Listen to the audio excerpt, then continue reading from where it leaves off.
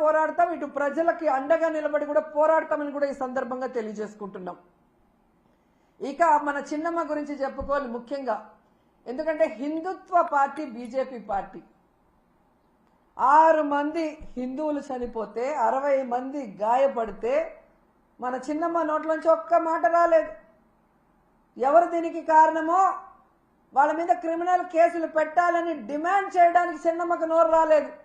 అనవసర విషయాలప్పుడు మాత్రం ఎంత నోరేసుకొని వస్తుందో మనం చూసాం. మొన్న విజయవాడలో కూడా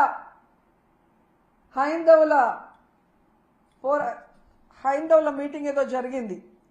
అక్కడికి కూడా వెళ్ళి మన చిన్నమ్మ ఏ విధంగా పెద్ద పెద్ద మాటలు మాట్లాడిందో మనం చూసాం.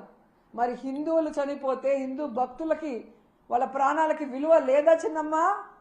పురంధేశ్వరి గారు డిమాండ్ చేయరా? మోడీ గారికి చెప్పండి, ఎవరు తప్పు చేశారో వాళ్ళ మీద క్రిమినల్ కేసులు పెట్టి లోపలేయమని చెప్పండి.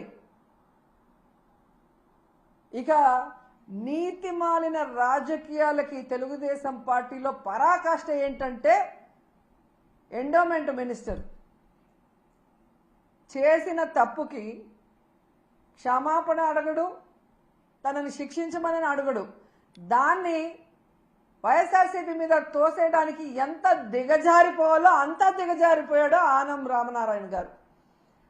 జగన్మోహన్ రెడ్డి గారంట చంద్రబాబు నాయుడిని, ఈ ప్రభుత్వాన్ని తిట్టడానికి డబ్బులు ఇచ్చాడంట.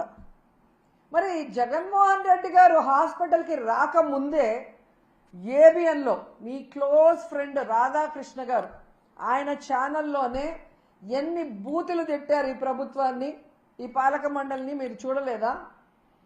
రాధాకృష్ణ గారికి మేము